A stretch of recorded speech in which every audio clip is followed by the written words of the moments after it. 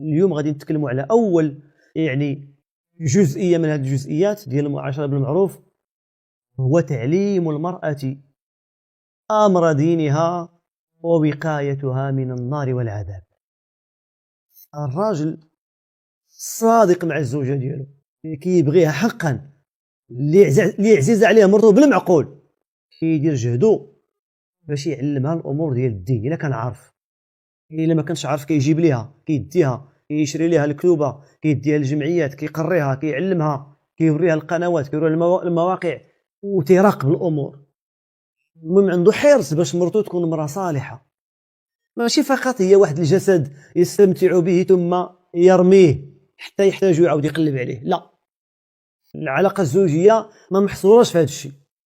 العلاقه الزوجيه هي واحد السباق الى الله، نتسابقوا بجوج، نتعاونوا، تشجعني المراه ونشجعها، نكون حريص عليها وتكون حريصه عليا، تراقبني ونراقبها، ننصحني وننصحها.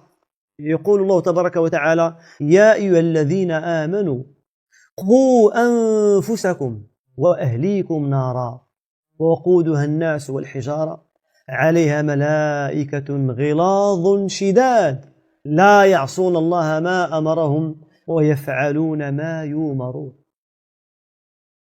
أنت مسؤول عن تدين زوجتك، سيسألك الله عن صلاتها وطهارتها وصومها وكل ما يتعلق بالمرأة.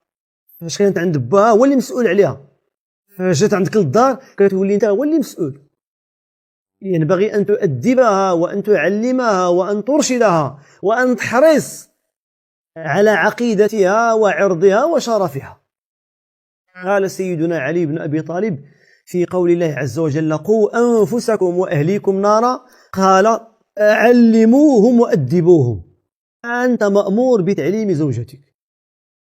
كانت محو الأمية في الجامع صفتها تقرأ في محو الأمية، أي حاجة قرأتها ديال القرآن في ميزان الحسنات ديالك.